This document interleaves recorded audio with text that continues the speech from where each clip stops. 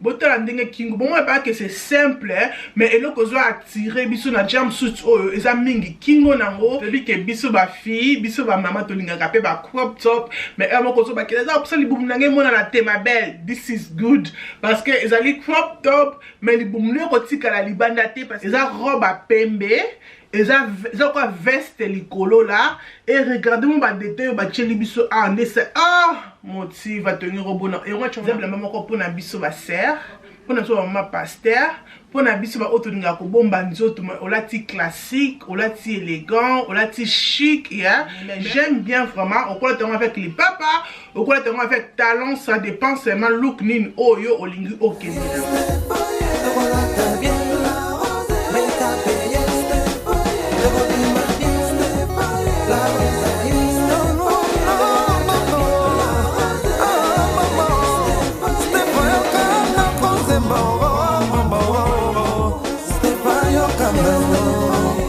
Bonjour les belles dames, j'espère que vous allez très bien. D'après nous bien par la grâce de Dieu. Nous avons batela to singi nzambe merci na grâce. Dans la vidéo les belles dames za vidéo moko ya lookbook, donc za vidéo moko ya tran haul, vidéo moko to me kabilamba na bino ensemble. Comme boyebi ke to na été, mo bilamba moko na bi ki batebele balobi na ke la rose, to mo na biso ba sœur zo la biso te bilamba pour na ba sortir église, bilamba on a nango vraiment. Za bilamba moko pour na biso ba sœur. Pour notre maman pasteur, pour na biso ba otoninga ko bomba nzoto olati classique, olati élégant, olati chic yeah, mais olati respect, il y a un des important na miso batou. Donc voilà, ba look on est dans vraiment beaucoup se plan dans vidéo ou ta vidéo sponsorisée na motif. Na bi que tout ça la vidéo motif vraiment kala, but bon ba que la rose motif compagnie ni ba déjà la rose banda kala na la rose show boye déjà que motif va taper moko ya mwana ndako donc voilà mais oboye sika donc motif za biso pe to na motif ça fait longtemps mais tout ça la vidéo comment all the time te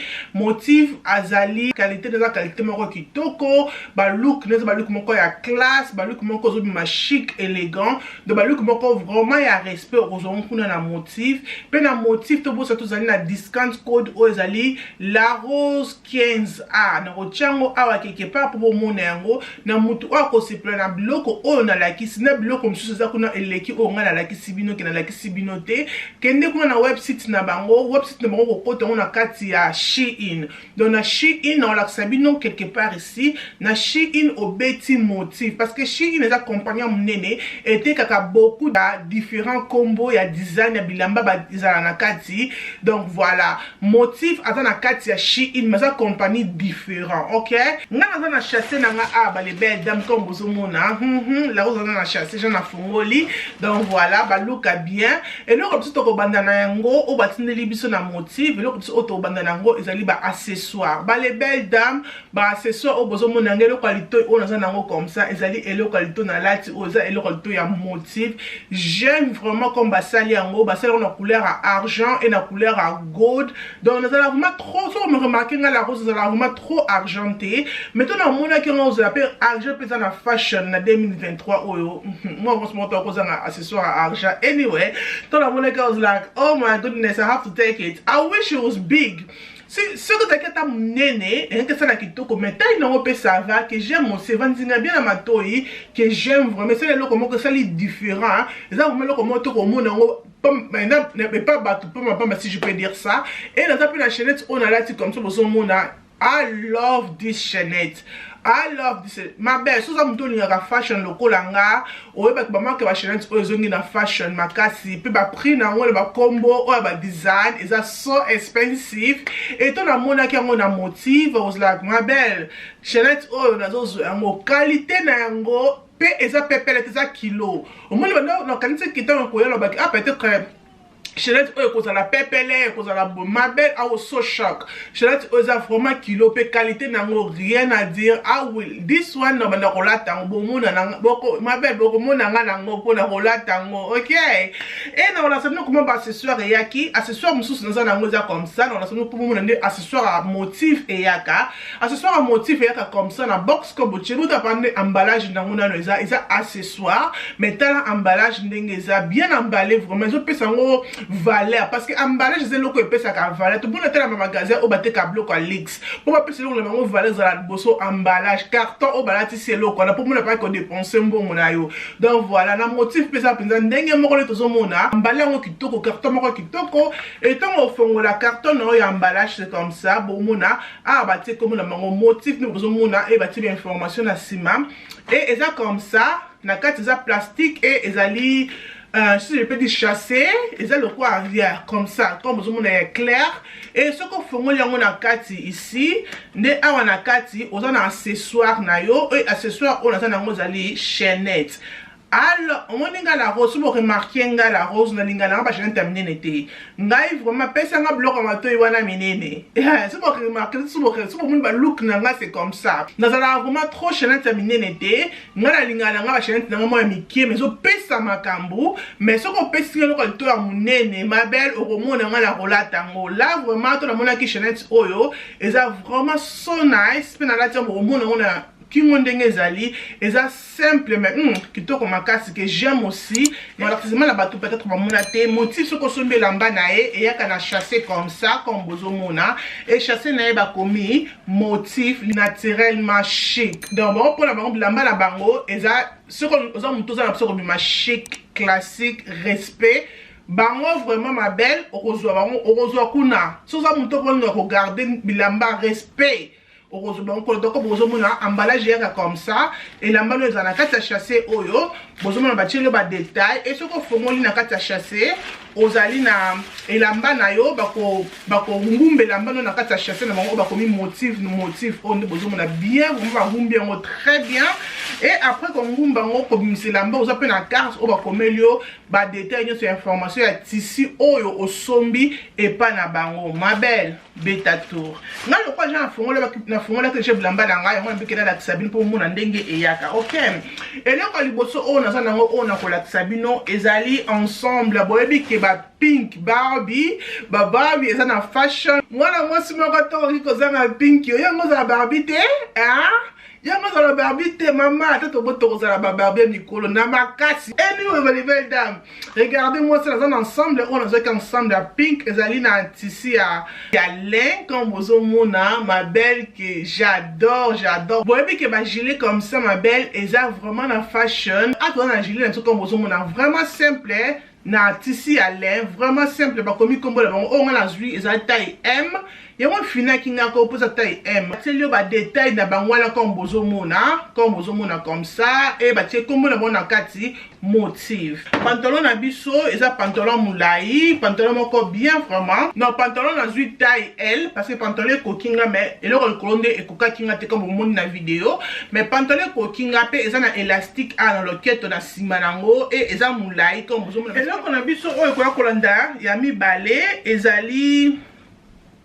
Ezali jumpsuit oh j'aime bien les colos nango j'aime bien ba détail on ba katia ngo likolo ba katia ngo vraiment kitoko likolo ba tcheli biso maboko liboko moko nene et liboko moko ya singa que j'aime ça fait joli et vendu vraiment bien à tolo et ça vraiment je lui pèse un respect ma belle moi ba sex moi qui sexiness mususu est-ce que moi bi ma chic hein exactement que on faut tirer la biso libumu il faut tirer la biso so pe simo bois qui on est chic mususu dans le cas la ma peka ma belle ma peka kaka o boaki no kaka ma peka o mo le ke kotonyo so bombi respect momo akebimi kitoko makasi ba anyway regardez-moi ça et la tissu na couleur ezali couleur à pink purple pembe ne ba sangisi yango vraiment c'est joli couleur pour na été bobi ke été vraiment bon comme ba couleur depuis que tolinga ka ming ba nude ma belle couleur il faut que tu na été attends que moi yango za moko keba mais to la ta ka ba couleur tu na choix j'aime vraiment ne ba sali yango e ba teli biso mo détail moko na li bende comme bozo mona et na itirette na sima eza na poche mi pandi comme bozo mona na vidéo on a vu la taille, je pense que les gens ont la taille L, mais ceux qui parlent de Evan comme jumpsuit Evan Danga, il fallait que nous ayons la taille à XL pour na eko kanga bien. Et là quand ils ont mis ça tout bande kolanga, ils ont jumpsuit au nga moko na lati ya noir, baby que couleur noire, ba les belles dames couleur noire et gratakate, ils ont vraiment couleur moko vraiment moi signyo so lingaka couleur noire surtout biso bato to bota et bomba kabiso bisiko to lingaka vraiment et bomba ça fait vraiment joli mona ke mto zala vraiment focus na taille na ote parce que couleur noire et bomba kabiso donc j'aime bien jumpsuit oh tissu na ngota tissu oh ben danaka ça va tissu ba serre corps si je peux dire ça ba tissu et ben danaka et ça bouka ma peka regardez-moi ba détenu ba na kingo regardez-moi ça bota la ndenge kingo bon moi pas que c'est simple mais eloko zo attirer biso na jumpsuit oyo eza mingi kingo nango et j'aime bien ndenge evandinga na nzoto mulai nango po aussi que j'aime nani ba jumpsuit ba tisser comme ça parce que ça là absolument nzoto ils ont lemba ça là vraiment kitoko qui rien à dire et là comme ça quoi ko landa biso ba les belles dames na ko fondre na ensemble na biso ils allaient ensemble bleu ba les belles dames que j'aime aussi na mona que ça le comment différent donc ils ont comment pas que ba sito là ta vraiment mingi te anyway ils appellent à tisser à lin comme vous on a un bébé qui va tisser à lin ba les belles dames ils en a fashion ndenge moko d'habitude was going on tisser à lin to là on a 2022 et tout là on a encore la 2023 donc on était sur 2024 tout là t'es sur tisser à lin parce que là vraiment tu as vu que biso ngai na yo talent tout ça qui balai na côté ba tisser à lin et comme vraiment it's too much anyway. Oh, là, on peut dans lait, mais ils ont un bleu, ils ont une ceinture comme Bozomo Nawana, ils ont la taille L, et taille L est coquille, mais ils ont moins taille qui m'habite avec le temps, les belles dames, ça va, j'aime bien, d'engeza, ils ont les jupe, ils ont un top dans le pot, ils ont ensemble.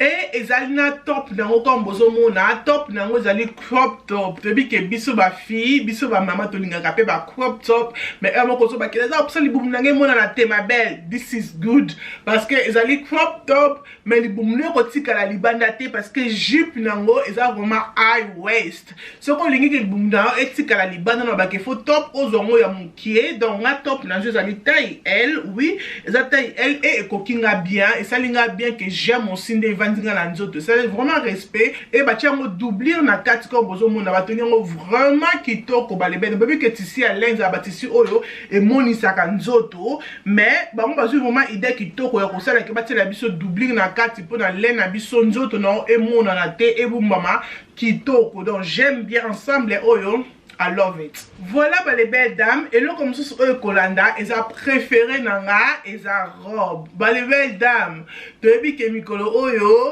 tout ça que qu'on voit comme pas t'entendre Zambé, na ba église, glata kito, comprendre Zambé ba kendaka salité, tenda kwa Zambé ba kendaka propre, là tu me robe no moko ya bien. Donc on a fait un mariage, on a fait une église ya mariage, ok on a église ma belle, bah robe vraiment ya kolata ya ngoyo. Ma belle, regardez-moi, on a sorti na yo. On a un resto na yo, on a un bima moi chic, on a kitoko, ma belle robe, oh,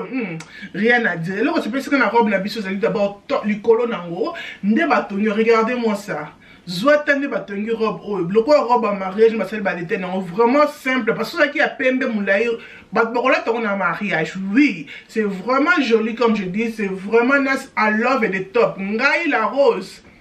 na boka nanga makolote. Na boka nanga maboko te mais tikelanga lipeka na revoir lipeka ba libede ngala lipeka quand on a pas la karaté le la boka lipeka ma belle regardez-moi ça et ça bouka ma peka comme ozomo nango j'aime bien ça couleur jaune oui ça couleur jaune j'aime bien de tenir aux respect ma belle botu nanga nini eloko suka mwana suka te ma belle motif abinanga la rose pona batango ba mariage on ka motif etindelinga carton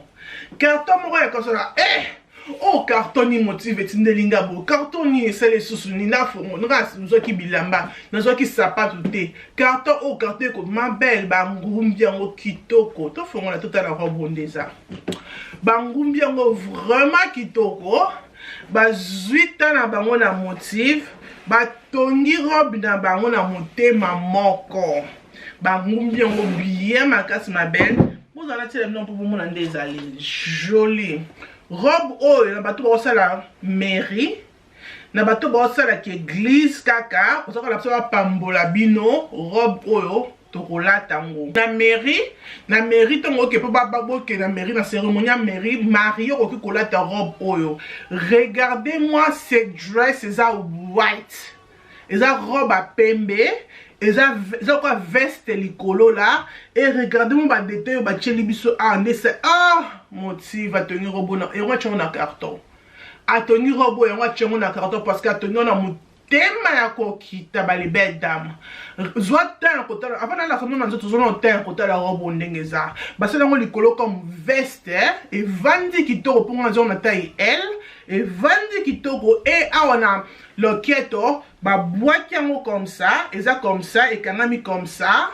regardez-moi ça et kanami comme ça et na senango eza sema tout droit. Regardez-moi ça na sima ba les belles d'abord tande robo eza o sima na biso et bois comme ke mon pandi bongo et regardez ça na moi fanta mukie awa na sima bon mon on peut na tout ndenge ezali regardez ça na tirette pour dans l'autre robe na yo regardez-moi ça liboso na ndenge eza non this dress ça mérite 10 sur 10 ça mérite vraiment que nous checker en carton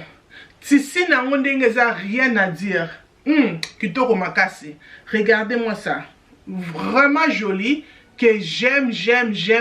Rien à dire. Comme vous avez nzoto ba les belles dames. Beta tout na motif. Au cause à la décité. Bata la ba robe. Pe ba biloka kitoko. Oh peut-être tchaka kate. Beta tout kuna. Au rose on ba pas que la rose. N'entend on va mariage. Oh aider. Parce que robe. Oh so que dans ba magasin. Oh, bah, t'es qu'à ma robe, bah, mariée. Robe, oh, qu'on a pris à 300 livres comme ça pour nous l'autre dans la mairie. Et là, j'ai encore un chapeau dans mon tout, il y a pembe, ça pas ta pembe dans mon tout, et la rose à balle ici. De là, j'ai encore un moi, mais robe, oh, vous m'avez pris, bah, tiens, en okuna. Non, ma belle. Il faut te garder bon comme il passe. Bobi que mon qui les change. Bon de sous facile des acquis bosso. Bon comme il passe. Beta tour kuna au cause à la décité. Voilà bah les belles dames. Et le roni n'est si la raté. J'espère que vidéo oyo et c'est pelisibino. J'espère que vous avez implice na ndak na vu na vidéo oh botali zala abonner, aimer, partager et comme ça la bien makasi tinate et kominatina. Bye.